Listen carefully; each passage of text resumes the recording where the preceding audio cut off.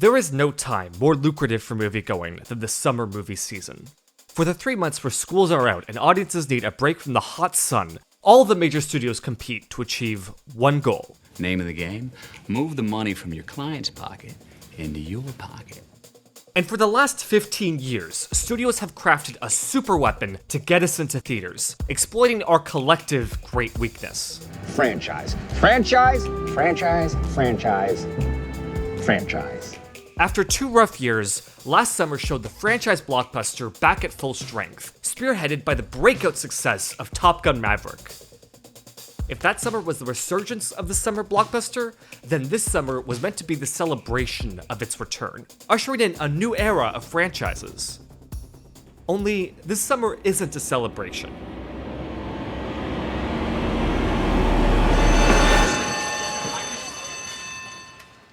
It's a massacre. Holy fucking shit. So what's going on here? Are this summer's movies just that bad? Or is there a bigger problem at play? Well, if a bomb is determined by a movie spending more than it makes, the first place we need to interrogate is... The most blatant issue with this summer's blockbusters are their budgets. A staggering 8 films cost over $200 million this summer, with 3 approaching or surpassing $300 million. Let's take a look at the presumptive biggest loser of the summer, Indiana Jones and the Dial of Destiny. How did this movie end up costing $320 million? Well, the first problem was the prologue. The film opens with a 20-minute long set piece on a train with a de-aged Harrison Ford driving the action. This sequence took 100 ILM artists over 3 years to make, and was basically a beta for them to perfect their de-aging technology. The second setback was locations.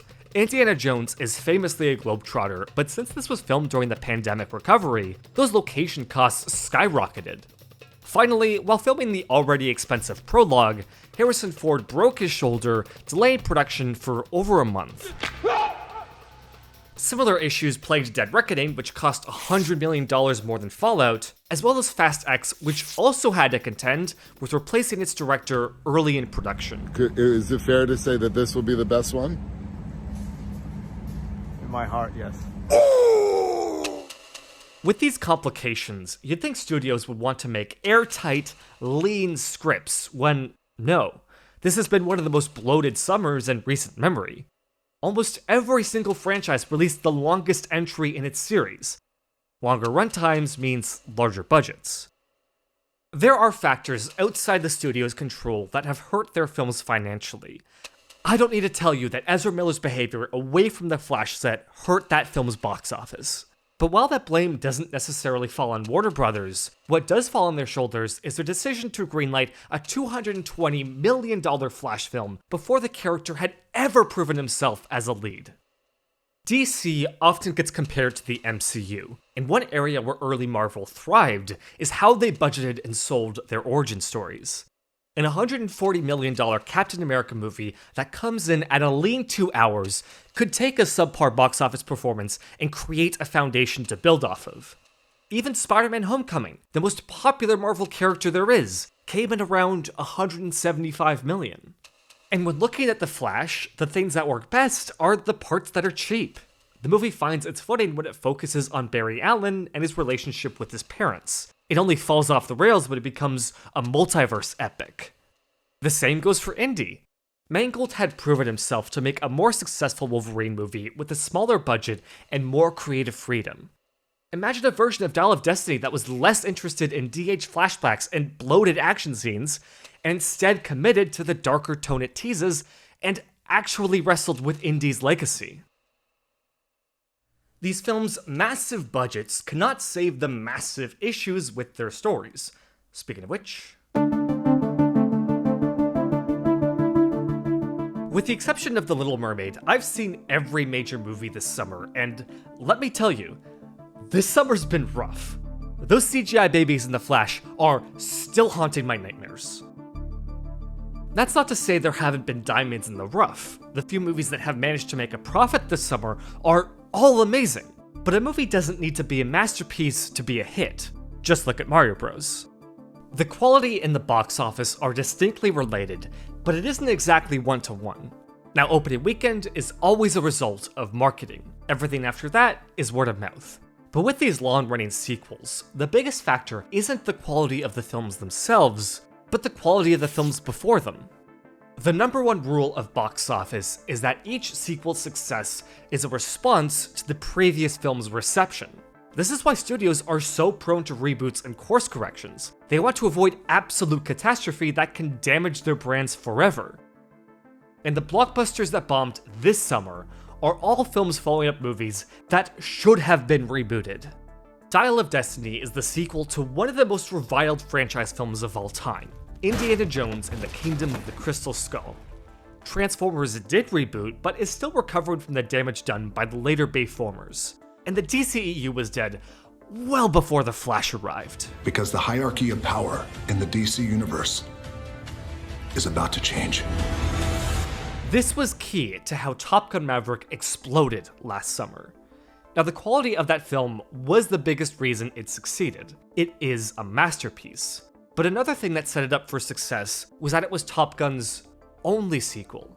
It didn't have to account for the baggage of countless disappointing predecessors. It could just tell its story. Franchises are special things. They need to be nurtured, creating a delicate relationship with the audience. But Hollywood likes to think of them like a natural resource, something to be used up and then discarded. I drink your milkshake. This summer's bombs are the franchises that have been the most abused by their studios. But that's not the only thing they have in common. There's been a lot of talk recently about superhero fatigue and bad movie fatigue, but I think there's a more specific anger brewing. Blockbuster fatigue. And I don't mean fatigue in movies that are blockbusters, but instead fatigue in movies so desperate to become blockbusters. You don't spend over $250 million on a film unless you're expecting a $1 billion return. Even in the best of circumstances, 8 films cannot pay off their $200 million budgets each. Larger-than-life movies need premium screens and time to find their audience to make $1 billion. But this summer, there are just too many blockbusters to go around. To quote Syndrome from The Incredibles, when everyone's super... No one will be. What's worse is that there is considerable overlap in these films' tropes and storylines. The Flash and Across the Spider-Verse both have their young heroes traveling through the multiverse trying to save a parent, climaxing with an important conversation with their mother. Fast X and Dead Reckoning are both part 1s of epic action finales, with an end of Act 1 car chase through Rome. It's not hard to see why they're all drawing from the same sources. Why did we get a bunch of part 1 of 2s this summer? It's almost like 4 years ago, Infinity War and Endgame broke all the records. Why is everything a multiverse this summer? Oh right, No Way Home made $1.9 billion during the pandemic, and Everything Everywhere All at Once just swept the Oscars. The bloated budgets, the long lengths, the repeated tropes, they all point to an industry forcing events where audiences just aren't interested. It's not good movies versus bad movies, but unsustainable movies collectively destroying each other. With one exception.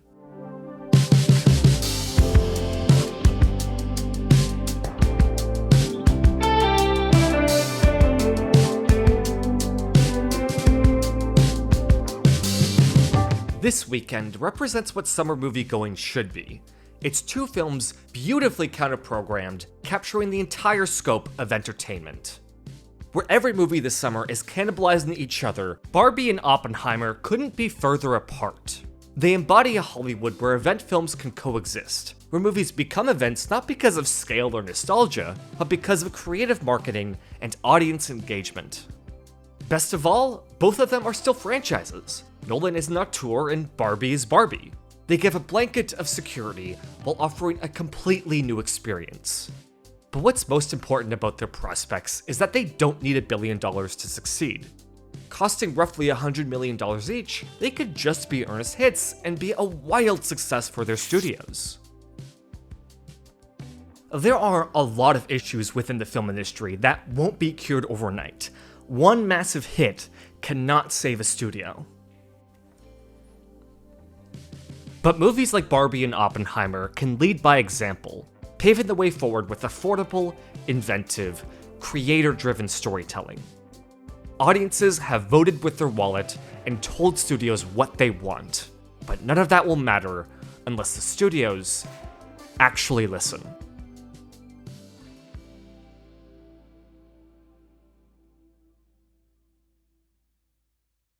So I wrote and recorded most of this video before the Barbenheimer event actually happened, and it surpassed my wildest expectations. It really does feel like that the entire ecosystem in blockbusters and what audiences want is completely being subverted, and frankly, I can't get enough of it.